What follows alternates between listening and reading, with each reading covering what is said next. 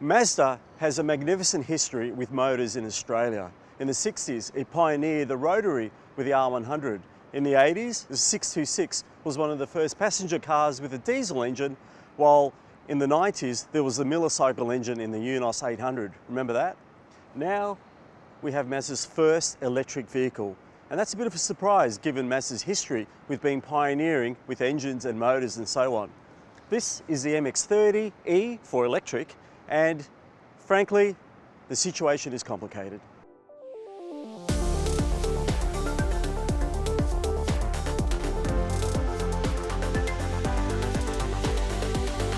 But first, if you're short on time, use the time codes that are on the screen right now to go to the spot you're most interested in, or if you're watching this on YouTube, use the chapter markers to get to the same point. Plus, if you think the Mazda MX-30 EV is not for you, we've got heaps of other reviews of electric vehicles such as the Tesla Model 3, Hyundai Ioniq and MG ZS EV.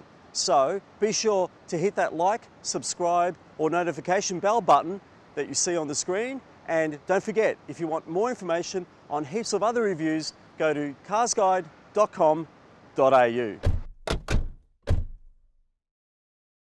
So, everybody knows that EVs aren't cheap. A Hyundai Kona Electric Elite, for instance, is up to $30,000 more expensive than the 2-litre petrol-powered equivalent. The same also applies to the MX-30. There's only one model available, and that's the Astina E35, and that starts at $65,490 plus on-road costs. Now, that is steep, but keep in mind, you get heaps of standard equipment. In Mazda speak, Astina means luxury, and the MX-30 EV includes almost exactly the same kit as the top grade of the G25M mild hybrid powered version that costs $25,000 less. Yep, that's the electric premium you're paying for. Standard items include these bright 18-inch alloy wheels, a 360-degree view monitor, an electric sunroof, heated and powered front seats, a heated steering wheel, and a leather-like synthetic upholstery dubbed Vintage Brown Maztex.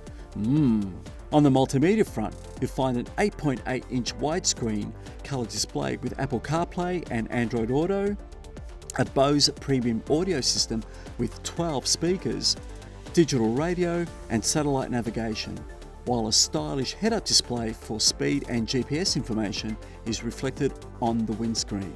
That's just above an elegant electronic instrumentation layout offering either analog look dials or digital readouts, as well as a host of driving related data that includes vehicle range, energy consumption and more. It's almost all there. My two biggest gripes for a car costing this side of 70 grand are: one, there's no wireless phone charger, and two, no electric tailgate. Can someone please give me a hand? If nothing else, the MX-30 is stylistically a very interesting design.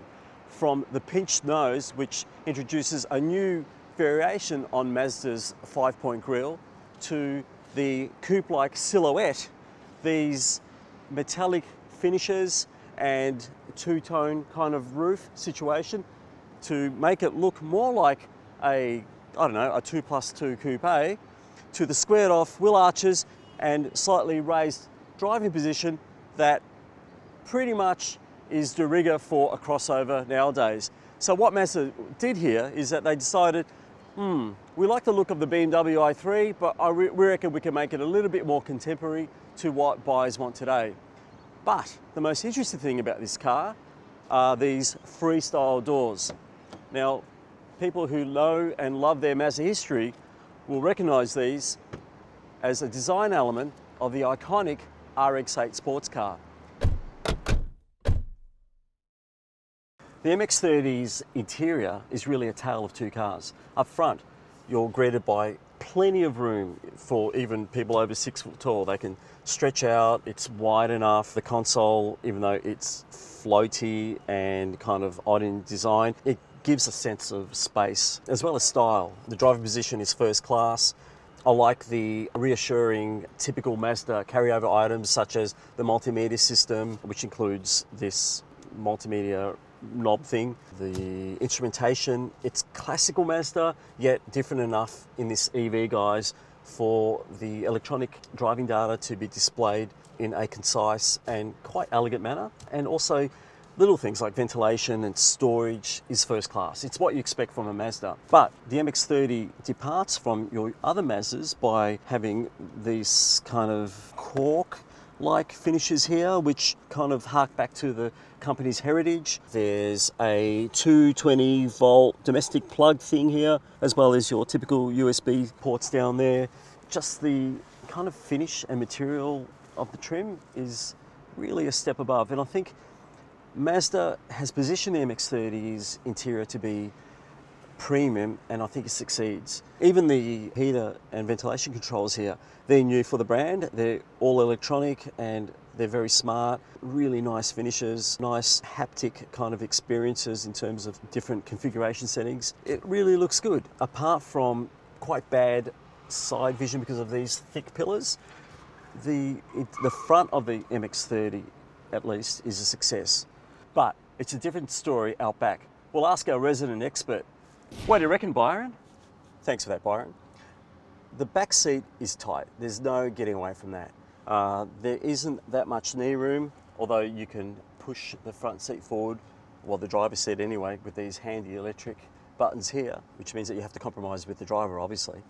But even though you do get a couple of cup holders and overhead grab handles and coat hooks, there's no light back here, there's no air vents, and I can't see any USB outlets, so you can't really charge your phone back here, unless I'm mistaken, but I don't think there is. There's a cup holder and a little shelf for a phone, but overall, even though it's nicely finished and the colors are interesting and the textures are nice, it feels a little bit cramped and hemmed in. And those thick pillars that block the driver's view when they're reversing or parking and that sort of thing, it's the same for the backseat occupant. Like, you're peering out through these porthole windows, which makes it feel a little bit claustrophobic if you're that way inclined. It's not uncomfortable. You know, the backrest is accommodating, and I'm 178 centimeters, so, you know, there's enough room for me. But, you know, if you're going to buy this as a family car, I'd say that you would probably want to take your passengers along for the test drive first to see what they think. Headroom's okay. Width-wise, you know, it's meant to be a 3-seater, so, you know, if there's a trio of me in here, as opposed to just, you know, me and the driver, you know, it might be a bit squishy. The fact is, the MX-30 is based on the CX-30 small SUV platform, so it was never going to be a big, roomy car to begin with. However, there is one advantage to the freestyle doors, which we'll demonstrate right now. Speaking of doors, lifting the tailgate reveals a fairly wide but not so deep loading area at 311 litres. It's as well finished and presented as the rest of the car. As per almost every SUV on the planet, the rear seat backs split and fold down, revealing a long and flat floor.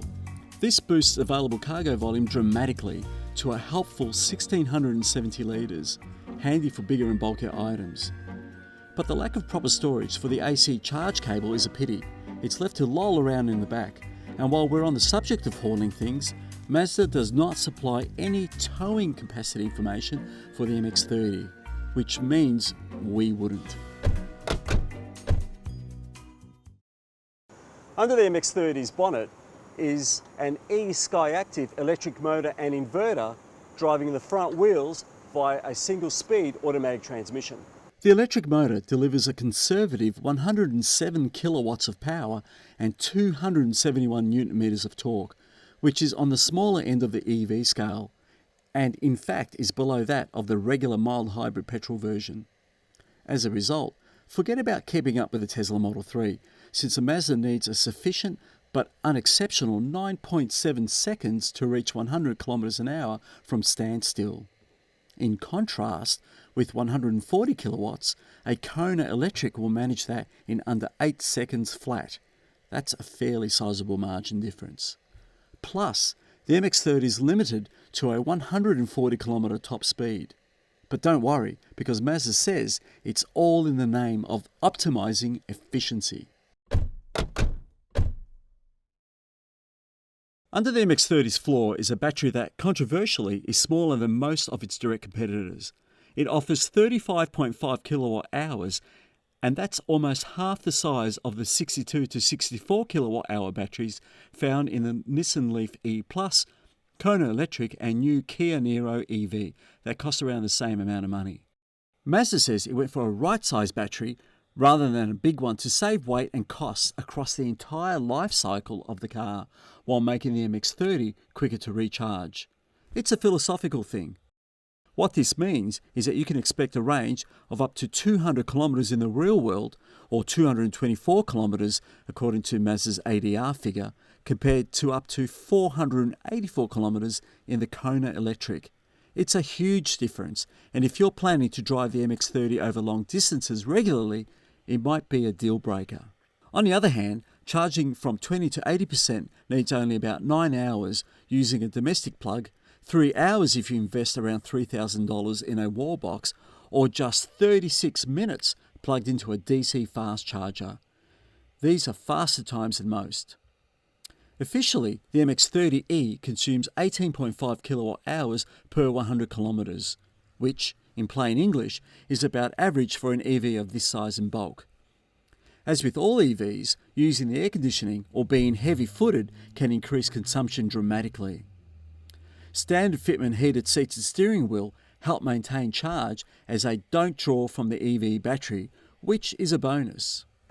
While Mazda won't supply you with a wall box for home or for work, the company says there are plenty of outside suppliers out there that can provide you with one for around $3,000, so factor that in the cost of buying an MX-30.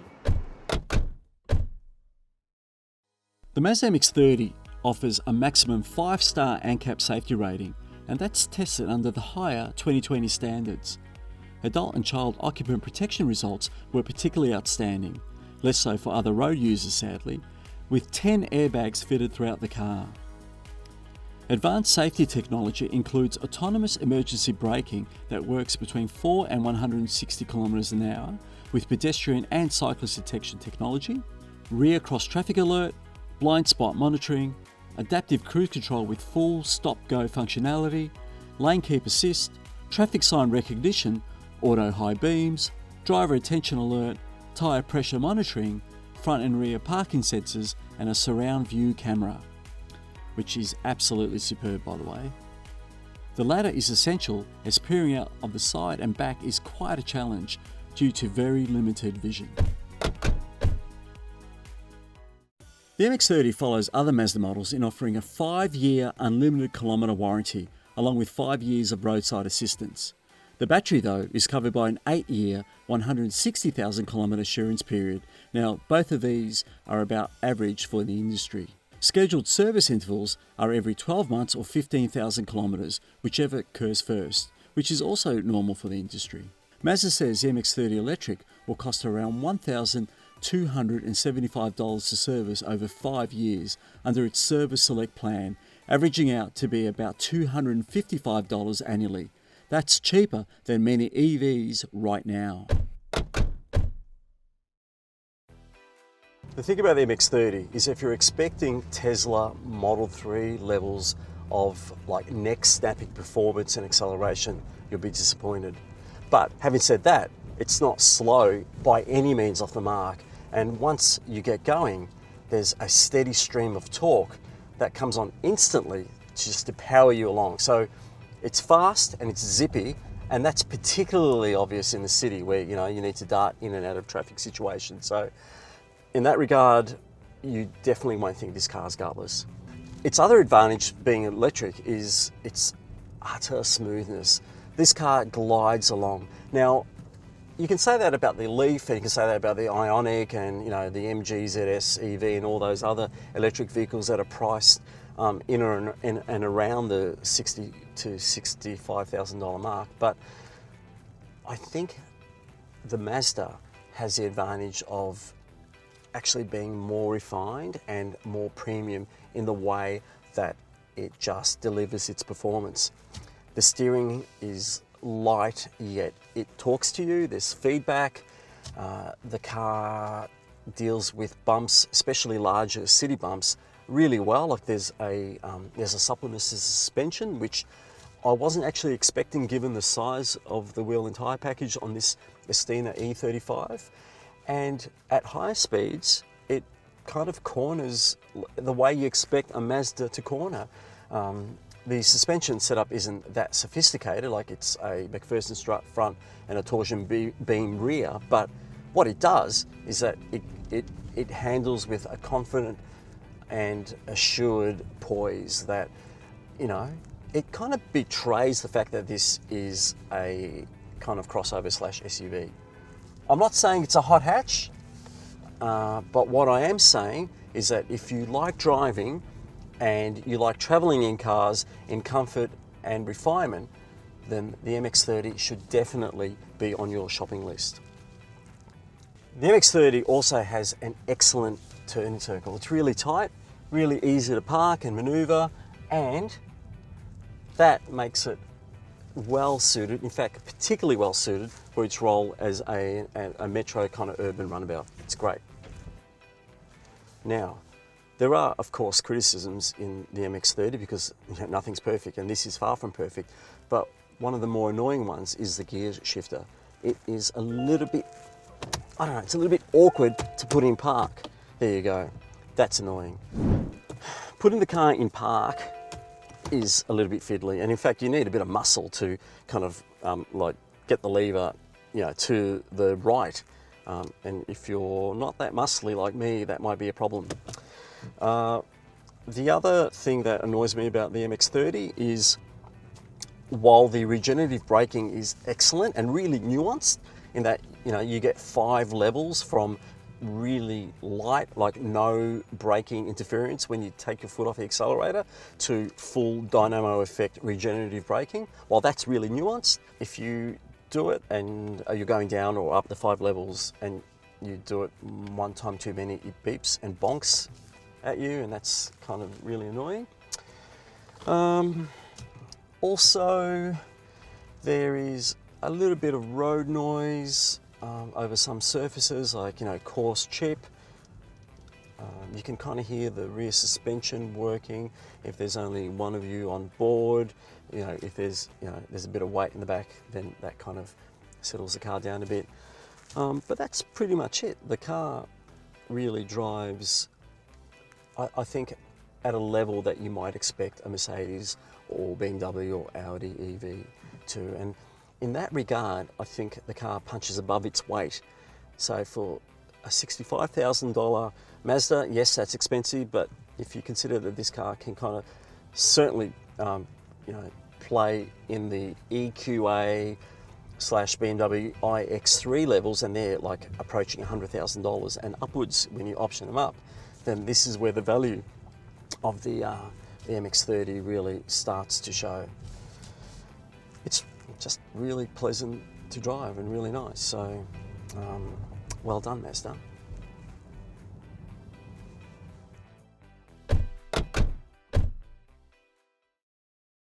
Overall, the Mazda MX-30 is a heart over head purchase. Its flaws are easy to see.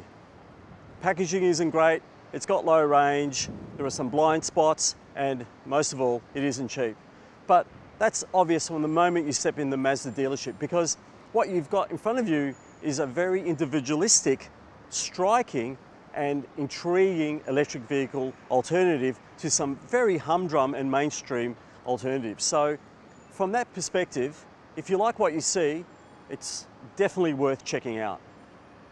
And if you want to know how we got to that score, go to carsguide.com.au and check out the full review.